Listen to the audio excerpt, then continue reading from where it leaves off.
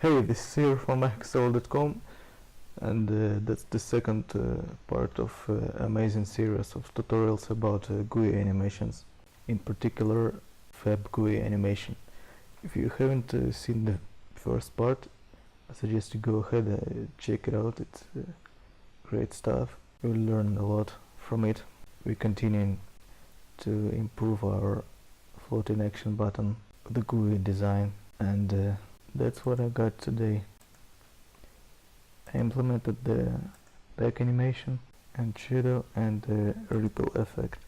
I hope that you can see this on the screen. Let's recap what we did in the previous post. I decided to implement this animation with the animated vector drawable. It's the easiest way that I can think. It's just one view. It was like this. Yeah, it's just some hard-coded vector drawable animation, where the key thing is the arc animation in here. So the first step today is to implement shadow. We've all been using the elevation attribute, and how it works, it checks for background drawable and checks for outline for view and creates the shadow for it. And just by adding this attribute for our custom view, won't add any shadow. We will have to set outline in here.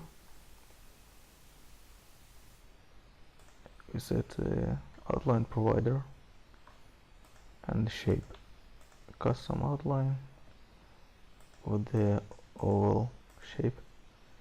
That's the size of the floating action button. There is the shadow underneath. It's not animated yet.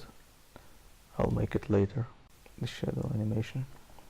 Yeah, pretty simple. Just set outline provider for shadows, for it to know what kind of shape you wanna draw shadow under. Right, let's keep going.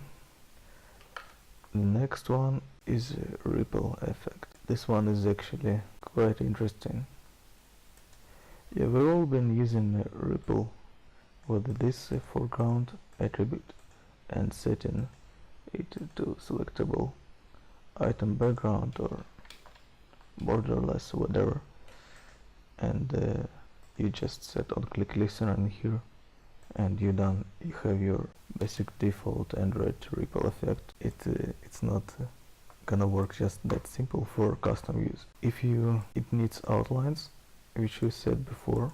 It needs a background, which we said before, and it will be a rectangle ripple, which we don't want because we want it to fit the circle shape in here. But that's pretty simple to do with this method. From view, set clip outline true. It makes the ripple effect to fit the outline shape, which is perfect. And boom, you've got your circle ripple effect. Amazing. But the problem with this is that we won't be able to animate the drawable after that, and the Android documentation doesn't recommend to animate drawables with the set clip outline true. That's why I came up with this solution to make it frame layout, this Gooey FAB instead of view when it was before. Just put this ripple view on top, which each has this foreground. It has the click listener. I set it on view itself, and then I inflate it in here, this layout. Find view, set clip to outline true, and click listener, and here we go. We got ripple effect. The animations yeah, I make some slight scale for ripple, so it fits the animation background. Otherwise it would look kinda ugly, because you'll notice the end of the ripple, like the edge of the ripple. Yeah, and I tried to implement this with the canvas animation instead of vector drawable. It's actually has similar API methods on canvas like draw arc. Those commented. I don't use it, I stick back to the animated vector drawable. And although it looks, the parameters look similar to SVG, once they are different, they behave different.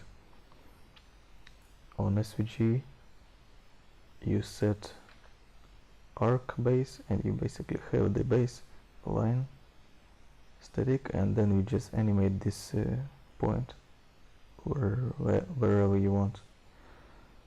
But the canvas one, it behaves like a circle, actually oval. You draw oval and then you just say what angle of this you wanna draw, and it's totally fine if you draw a circle.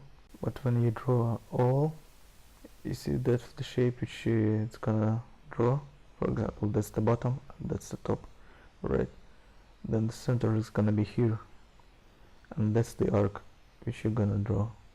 So basically each time you move the top, the center of the arc, actually the baseline of the arc, is gonna go up, which means that you cannot create a circle from two arcs like I did in vector drawable. Yeah, but of course I came up with the solution of creating a background circle static which is not animated, and the foreground circle which is animated with the top Y position, which squeezes it like a sausage. And yeah, but since we have a background circle, it looks fine. Yeah, really amazing stuff, and pretty basic principles. Yeah, go ahead and download GitHub repository, try yourself. There's not so much Gooey animation stuff up there on Android yet. Yeah, thanks for watching.